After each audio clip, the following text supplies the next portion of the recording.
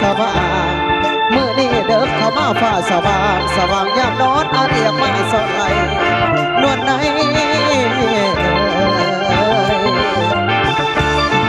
มื้อนี้จบละน้อคือน้องงามละน้อคือน้องยืนเพลงได้มาสา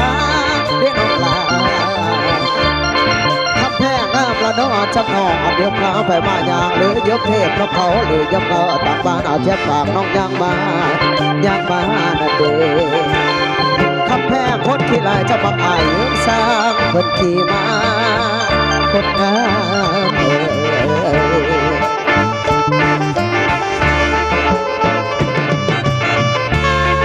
นางเอ๋ยขันจะเมื่อขณะไม้แขวงสิบกองบ้านอายอยู่คำเอ๋ยเรือมาขันอยากเมื่อขณะไม้น้ำอายข้าลดบ่ให้เสียข้าเหือบ่ให้จากอายสิตายเป็นสาวเดี๋ยวละวันให้เจ้าขี่เด้น้อง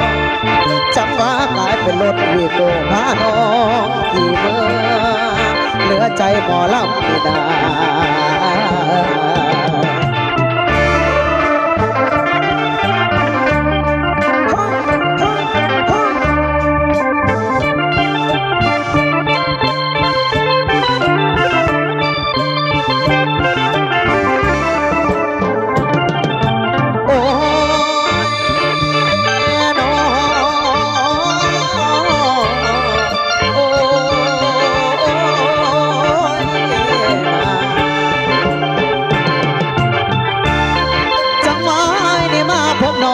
สาตาวาในน้องลาคำแพงคนผู้จบจักน้องคนผู้งามจักน้องอยากดกดินกว่าเจ้านั้นได้น้องลาคำแพงคนที่ลายเจ้าบักอายอยากดกแก้มบัดเจ้านอนอ่อนซ้อนเกี่ยวกันสารวัตรเกี่ยวกัน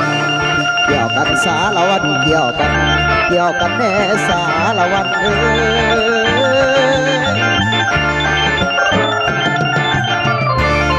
เตี้ยลงสารวัตรเตี้ยลงสารวัตรเตี้ยลงกะเตี้ยงามให้มันต่ำจำดิน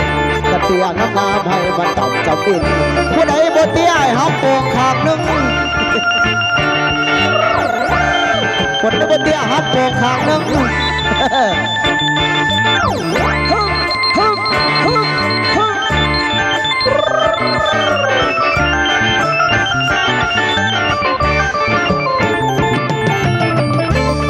ลุกขึ้นสารวัตรลุกขึ้นสารวัตรลุกขึ้น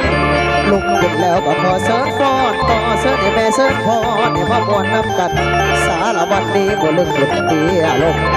แขนเดียวสารวัตรแขนเดียวสารวัตรขาเดียวสารวัตรขาเดียวสารวัตรขาเดียว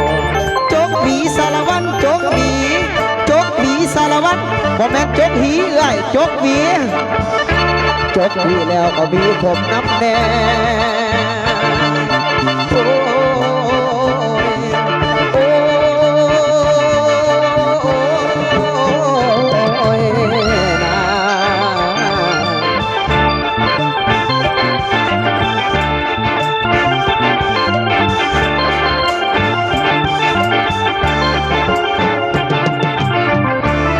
สารวัตรปากซองบ่ละเว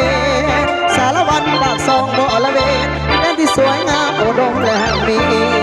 ทิ้งผ่านอกแก้วกบมาดามดีลาบุรุษของชาติลาวหักษาไว้กับสารวัตรเฮาเอ้ยหักษาไว้กับสารวัตรเฮาเอ้ย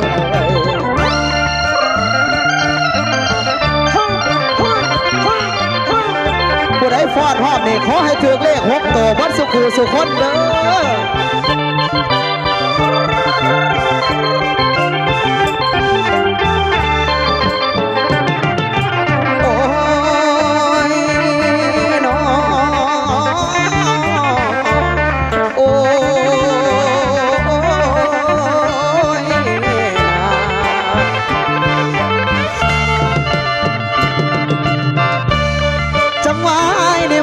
น้องยอดสง่าตาหวานเด้น้องลา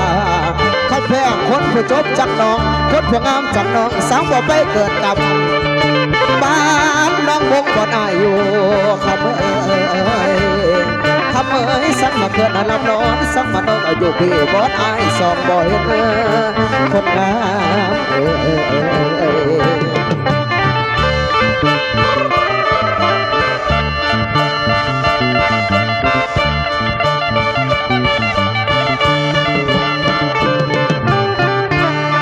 ลาลงสารวันลาลงลาลงสารวันลาลงลาลงสารวันลาลง